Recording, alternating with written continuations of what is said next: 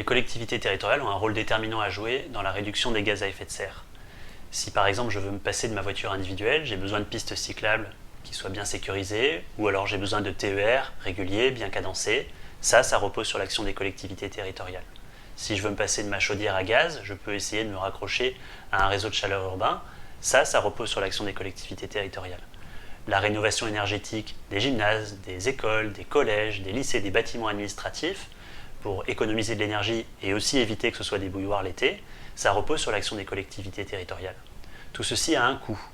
Chez I4C, nous avons évalué ce coût à 12 milliards d'euros annuels, soit 2 fois plus que ce qu'elles font aujourd'hui.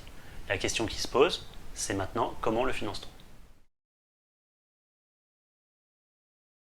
Pour financer leurs investissements, ceux décrits par François, les collectivités locales disposent de 3 principaux leviers de financement. Tout d'abord, leur épargne. C'est ce qui leur reste pour les investissements une fois qu'elles ont eu recours à leurs dépenses courantes comme les frais de personnel. Deuxième levier, c'est les subventions qu'elles perçoivent, principalement en provenance de l'État. Et enfin, troisième levier, quand c'est nécessaire, c'est le recours à l'emprunt. Pour savoir comment les collectivités locales pouvaient financer ce doublement des investissements dédiés au climat, nous avons dans notre rapport construit plusieurs scénarios autour de ces leviers de financement. Et nous en avons tiré un certain nombre de constats. Tout d'abord, quel que soit le levier de financement envisagé, les collectivités locales doivent toujours avoir recours à un emprunt accru. Deuxième constat, une fois les investissements réalisés en matière énergétique, les économies d'énergie réalisées concourent au financement des investissements, mais de façon modeste et ne suffisent pas.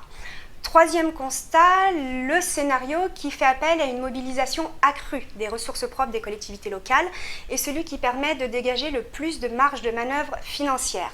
Mais c'est également le plus compliqué politiquement parce qu'il fait appel à un recours accru au levier fiscal ou aux recettes tarifaires et donc fait appel aux contribuables ou aux citoyens. Et enfin, dernier constat, le soutien de l'État, même augmenté, ne suffira pas à financer ce doublement des investissements. Donc la solution du financement est probablement à trouver à travers un mix de ces différents leviers de financement. Il n'existe pas aujourd'hui de vision partagée entre l'État et les collectivités de la façon dont nous allons concrètement réussir à doubler les investissements qu'elles conduisent pour la neutralité carbone. Donc au-delà des chiffres que nous avons apportés dans l'étude, nous invitons les acteurs à un changement de méthode, sur la base par exemple de 3 principes. Le premier, ce serait d'avoir une vision partagée et exhaustive des besoins des collectivités, qui soient plus officiels, qui soient plus robustes. La deuxième, c'est d'avoir une vision pluriannuelle du sujet, par exemple dans le cadre de la stratégie de financement pluriannuelle pour la transition écologique.